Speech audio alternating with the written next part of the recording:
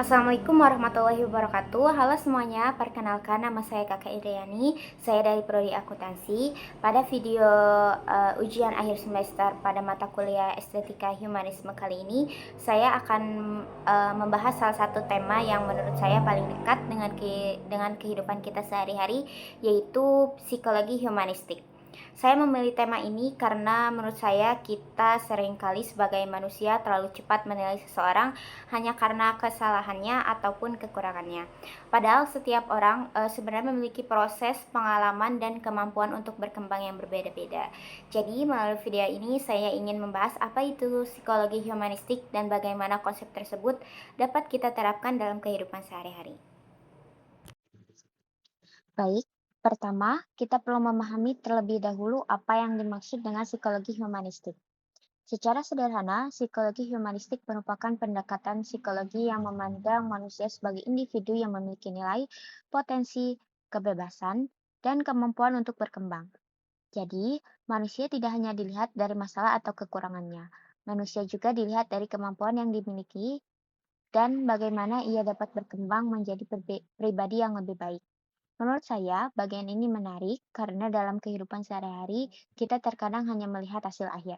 Misalnya, ketika seseorang mendapatkan nilai yang rendah, kita mungkin langsung berpikir bahwa orang tersebut tidak pintar. Padahal, kita tidak tahu bagaimana proses belajarnya, apa kesulitan yang sedang dia hadapi, atau bagaimana sebenarnya potensi yang dia miliki. Jadi, psikologi humanistik mengajak kita untuk melihat manusia secara lebih utuh.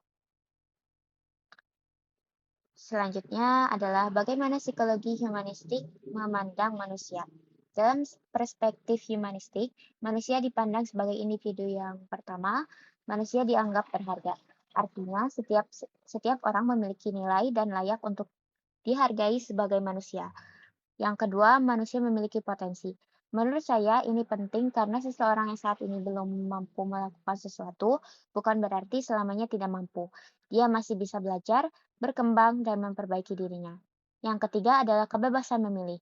Manusia memiliki kemampuan untuk membuat pilihan dan menentukan arah hidupnya, meskipun tentu saja pilihan tersebut tetap memiliki konsekuensi. Yang keempat, manusia dianggap mampu berkembang.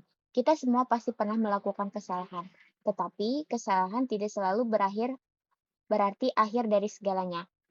Kesalahan juga dapat menjadi pengalaman yang membuat seseorang belajar. Dan yang terakhir adalah aktualisasi diri. Secara sederhana, aktualisasi diri dapat dipahami sebagai usaha seseorang yang mengembangkan kemampuan dan mencapai potensi terbaik yang ada dalam dirinya. Lalu, bagaimana penerapan psikologi humanistik dalam kehidupan sehari-hari? Menurut saya, sebenarnya penerapannya sangat dekat dengan kehidupan kita. Contohnya adalah pertemanan. Ketika ada teman yang sedang kecewa karena mendapatkan nilai yang buruk, kita bisa memilih untuk tidak langsung mengatakan bahwa dia malas atau tidak pintar. Kita bisa mendengarkan terlebih dahulu dan mencoba memahami apa yang sebenarnya dia alami. Contoh lainnya adalah ketika kita sedang mengerjakan tugas kelompok. Setiap anggota kelompok pasti memiliki karakter yang berbeda. Ada yang aktif berbicara, tetapi ada juga yang lebih pendiam. Dengan menerapkan prinsip humanistik, kita dapat memberikan kesempatan kepada anggota yang pendiam untuk menyampaikan pendapatnya. Karena pendiam bukan berarti tidak memiliki ide. Kemudian dalam menghadapi kesalahan. Menurut saya, kita juga perlu membedakan antara mengkritik kesalahan dan merendahkan orangnya. Misalnya, ketika seseorang melakukan kesalahan dalam presentasi, kita bisa mengatakan bahwa ada bagian yang perlu diperbaiki tanpa mengatakan bahwa orang tersebut bodoh atau tidak mampu. Menurut saya, cara seperti ini lebih manusiawi karena kita tetap mengakui kesalahannya, tetapi memberikan ruang bagi orang tersebut untuk belajar dan berkembang. Mengapa psikologi humanistik penting? Menurut saya, psikologi humanistik penting karena dalam kehidupan sehari-hari, kita sering terlalu cepat menilai seseorang berdasarkan kesalahan, kekurangan, atau hasil yang terlihat. Padahal, setiap manusia memiliki latar belakang, pengalaman, kemampuan, dan proses perkembangan yang berbeda. Tetapi, kita bisa belajar untuk mengkritik perilakunya tanpa merendahkan manusianya. Dengan memahami psikologi humanistik, kita dapat belajar untuk lebih menghargai diri sendiri, menghargai orang lain, tidak mudah menghakimi, memberikan kesempatan kepada orang lain untuk berkembang, dan membangun hubungan sosial yang lebih manusiawi. Jadi, bagi saya, psikologi humanistik bukan hanya tentang bagaimana kita memahami orang lain, tetapi juga tentang bagaimana kita memahami dan menghargai diri sendiri.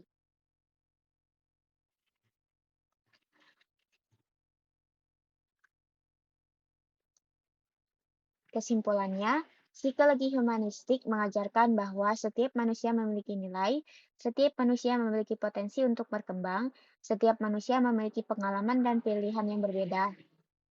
Karena itu, memahami manusia bukan hanya tentang melihat kekurangannya, tetapi juga melihat potensi, menghargai proses, dan memberikan ruang untuk berkembang. Karena pada akhirnya, kita semua adalah manusia yang masih belajar dan masih memiliki kesempatan untuk menjadi lebih baik. Demikian vlog ujian akhir semester saya mengenai psikologi humanistik dalam kehidupan sehari-hari. Terima kasih sudah menyimak. Wassalamualaikum warahmatullahi wabarakatuh.